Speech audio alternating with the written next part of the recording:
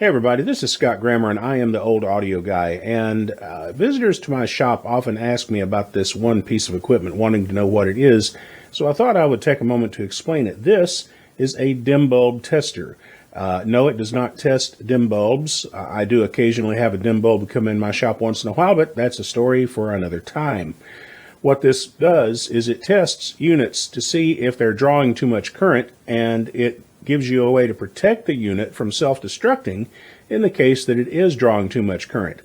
Basically, what we have here are 3 incandescent light bulbs, 2 40-watt bulbs, and a 60-watt bulb. And they can be switched in or out of circuit with these push buttons.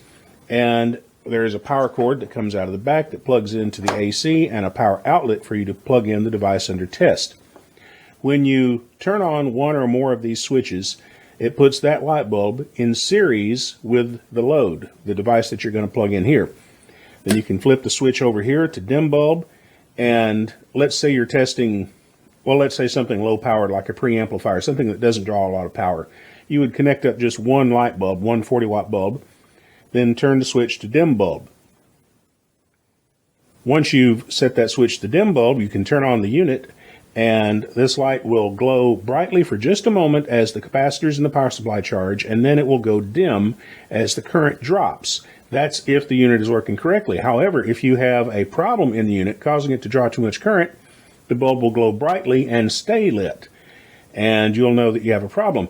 The resistance of the light bulb will keep the unit from drawing too much power and self-destructing, and you can turn it off without it doing any damage.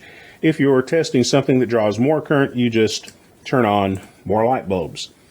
If I'm testing something really big like a large power amp, I can take these bulbs out and put in 3 100-watt bulbs. And that way something that normally idles at a couple of 100 watts can get enough power to turn on without being able to destroy itself.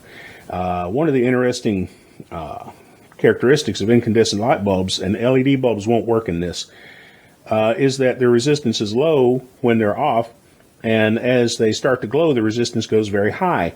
And that changing resistance makes them work as a constant current source, limiting the amount of current that can go into the device under test and protecting it.